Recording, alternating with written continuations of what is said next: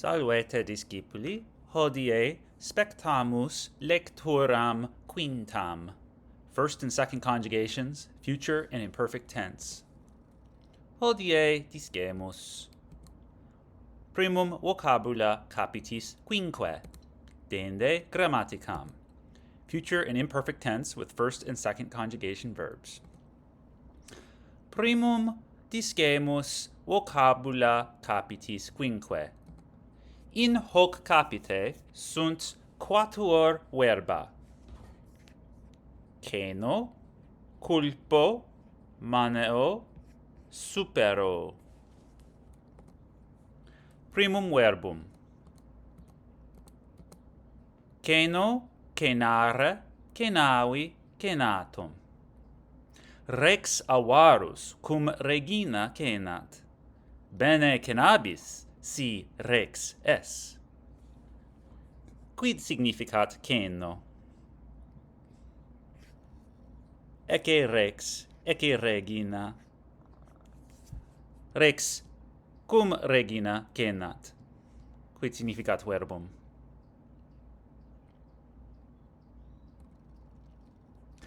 Proximum verbum. Culpo, culpare, culpavi, culpatum. Nulli me culpare, o magister. Canem meum culpa. Canis laborem meum devoravit. Canis est, non mea culpa. Quid significat culpo?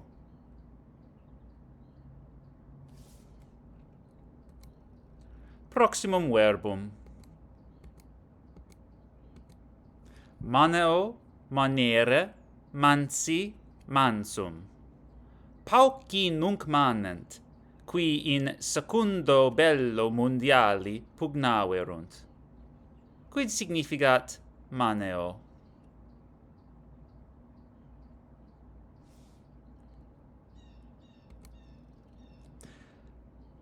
Ultimum verbum.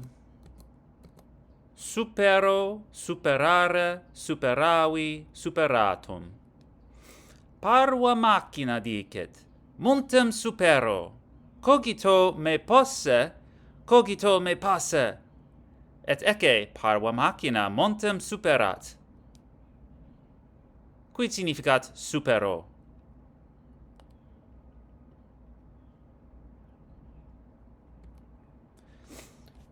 Nunc discemus nomina vocabulorum capitis quinque. In hoc capite sunt 1, 2, 3, 4, 5, 6 nomina. Adolescentia, animus, caelum, culpa, gloria, verbum. Primum nomen. Adolescentia, adolescentiae. In hoc imagine adolescentem Aegyptium videmus. Adolescentia ultra triginta annos vitae valebat. Quid significat adolescentia?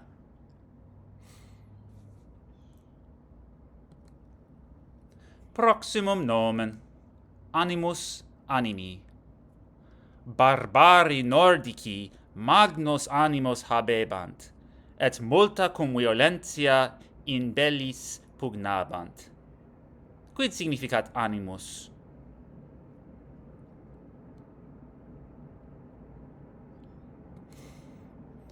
Proximum nomen. Caelum, caeli. In principio creavit Deus caelum et terram. Liber Genesios in Biblia Hebraea dicet. Quid significat caelum? Ecce caelum, ecce terra, ecce arbores. Quid significat caelum? Proximum nomen. Culpa culpae. Nulli me culpare, o magister. Canem meum culpa. Canis laborem meum devoravit. Canis est, non mea culpa. quid significat culpa. Proximum nomen, gloria gloriae. Achilles in bello Trojano Hectorem superavit. Propter hanc victoriam gloriam immortalem habet. Quid significat gloria?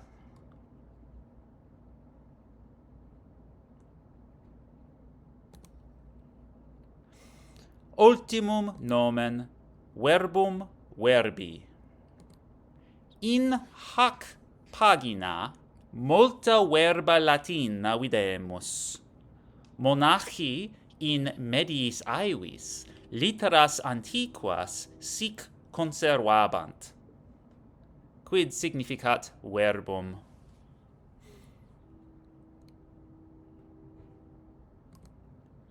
Nunc discemus adjectiva vocabulorum capitis quinque. In hoc capite sunt quatuor adjectiva.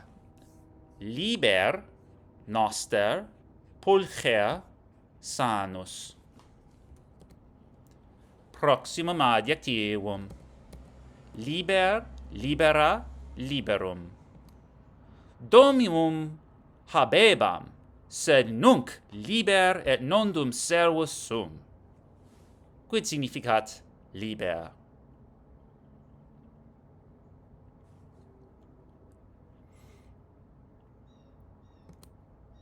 Proximum adjectivum. Noster, nostra, nostrum. In religione Christiana, multi saepe precantur. Pater noster qui es in caelo.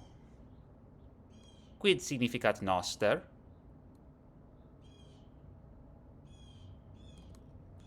Proximum adjectivum. Pulcher, pulchram, pulchrum. Quos amatis pulchri sunt, Sappho dicebat. Quid significat pulcher? Quos amatis pulchri sunt, Sappho dicebat.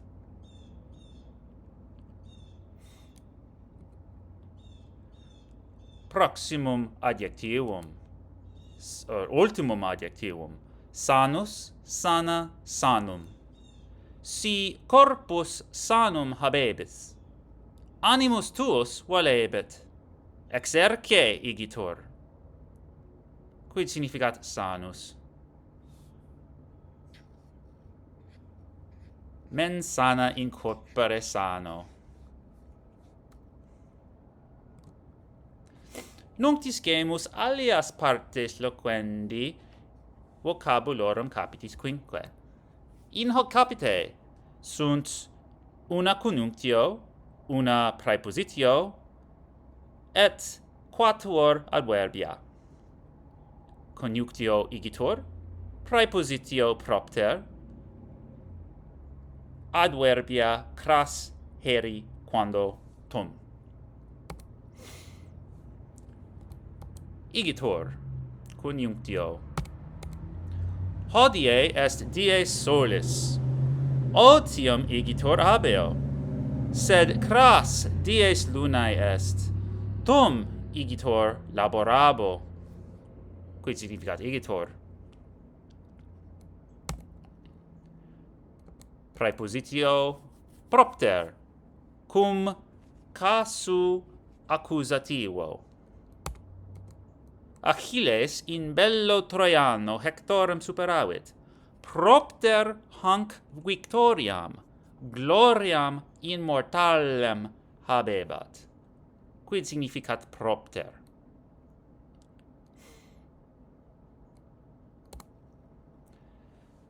Primum adverbium, cras. Hodie est dies solis. Otium igitur habeo. Sed cras dies lunae est. Tum igitur laborabo. Quid significat cras? Tum.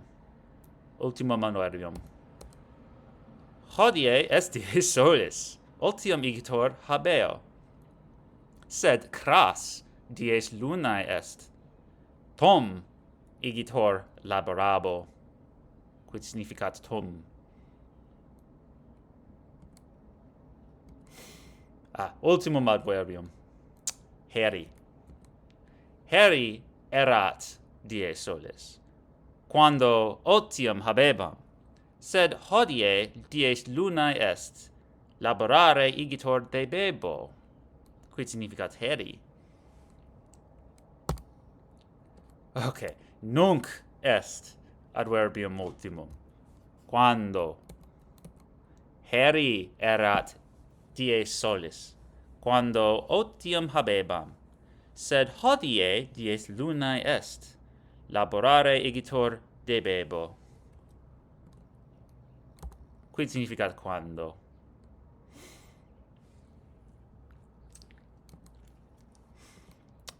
Okay. So the grammar lesson for this chapter is to learn 2 new verb tenses. So far we've learned the present tense, such as I drive my car, I am driving my car, I do drive my car, describing actions happening right now. Well, today we're going to learn 2 new verb tenses to describe things happening in the past and things that will happen in the future. Okay, so there are more than one type of past tense in Latin and in other languages. And so the easiest one to learn for now, based on what we know already, is called the imperfect tense. And what the imperfect tense does is it talks about actions in the past, but it talks about imperfect actions. In other words, actions that haven't been completed yet. Okay, we speak of them as ongoing and incomplete. Okay, and this is to be distinguished from finished, completed actions, which is what we use the perfect tense for. So here's how you can tell the difference in English between the imperfect and what we might call the perfect tense, or just the simple past tense. So in the imperfect tense, I would say I was driving to work. Whereas in the perfect tense, or the simple past tense in English, I say I drove to work. Notice that I was driving to work. I'm speaking about this action in the past as still going on, as ongoing, as incomplete. Okay? I was driving to work when I got a call from my mom. Okay? When I got a call from my mom, the action of driving to work wasn't yet completed. It was imperfect. But if I say I drove to work, then I speak about the act of driving as complete, as perfect, as perfected, right? I drove to work, then I got out of my car and tripped over and slipped on ice, as will inevitably happen in a couple months, right? The action of driving was already complete before I slipped on ice, right? Another way that the imperfect tense is used is it doesn't just denote ongoing and incomplete actions of the past, but also can have the sense of habitual actions that are no longer happening. So when I say I was liking pop music, in Latin, what I'm really saying is I used to like pop music, right? I used to exercise regularly, okay? I used to do all these things, meaning I did those things, I was doing them in the past, but I'm not any longer, okay? So this is also an important meaning of the imperfect, okay? Now, how do we form the imperfect in Latin? Well, the best thing you can do for yourself is think sheep. Think about the sound that sheeps make. Ba! And that will bring you a long way, okay? So what's the sheep have to do with anything? So basically, to form any verb tense, right, you take the stem, you take the connecting vowel, and then you add some personal endings. That's what we were used to for the present. But in the imperfect, you add an extra element called an infix, and that's the letters B-A, ba. What do I mean by this? Well, let's take the verb video, videre, vidi, visum, to see. So let's conjugate it in the present, as we now know and love on the left here. Okay, video, vides, videt, videmus, videtis, vident. Okay, I see, you see, he, she, it sees, we see, y'all see, they see. Okay, so we have stem plus connecting vowel, which is characteristic of the conjugation. This is second conjugation, so it's an E. And then we have our personal endings, ost, mus, tis, unt. Okay, now let's look over on the imperfect here. Videbam, videbas, videbat, videbamus, videbatis, videbant. Okay, I was seeing, or I used to see. You were seeing. He, she, it was seeing. We were seeing. Y'all were seeing. They were seeing. Okay? So notice that it conjugates the exact same way as the present tense, except we added this ba infix in between the connecting vowel and the personal ending. And that's all there is to it. Okay? And you may also notice that the vowel lengthening follows the same pattern as in the present with the ba here. Okay? So that's it. That's all you need to know. Okay? And if this were a first conjugation verb, right, like amo, I would say amabam, right? The connecting vowel would be different, but it's the same idea. Cool? Okay. So that's the imperfect tense of first and second conjugation verbs. That's it. Some things can be easy. Now the future tense. The future tense in any language is pretty straightforward. Okay? I will do X. I'm going to do a thing in the future, right? Rather than right now or in the past. And it's the same pattern as forming the imperfect, except it's a different infix. Okay, it's the infix be or bi, which changes somewhat. It's not quite as regular as the imperfect, but we'll see. So let's use a different verb. Keno, kenara, kenawi, kenatum. Okay, it's a vocab word meaning to dine, to have dinner. Okay, so let's first off conjugate it in the imperfect tense that we just learned as a nice example of a first conjugation verb being in the imperfect. Okay, so kenabam, kenabas, kenabat, kenabamus, kenabatis, kenabant. Okay, so I was having dinner, you were having dinner, he, she, it was having dinner, we were having dinner, y'all were having dinner, they were having dinner. Ken, just conjugating in the present, but putting the ba in between the connecting vowel and the personal ending. Now the future tense. I want to say I will have dinner, you will have dinner, he, she, it will have dinner, we will have dinner, y'all will have dinner, they will have dinner. Okay? So kenabo, kenabis, kenabit, kenabimus, kenabitis, kenabunt. Okay? So again, stem, connecting vowel, and then the infix, then the personal ending. But you notice that the infix is a little irregular. It's be for most of these forms, second and third singular and first and second plural. With the first plural, it's kenabo, the be drops out. And then in the third plural, the be stands to a bu. Okay, so the future is a slightly trickier than the imperfect, but if you can just memorize the pattern of how you put the infixes between the stem vowel and the personal endings, then it should be more straightforward and easy to figure out. Okay, so you may see these on a subsequent grammar quiz. And that's it. Okay, so please submit your lecture responses, and I'll see you next time. Waleti diskipuli.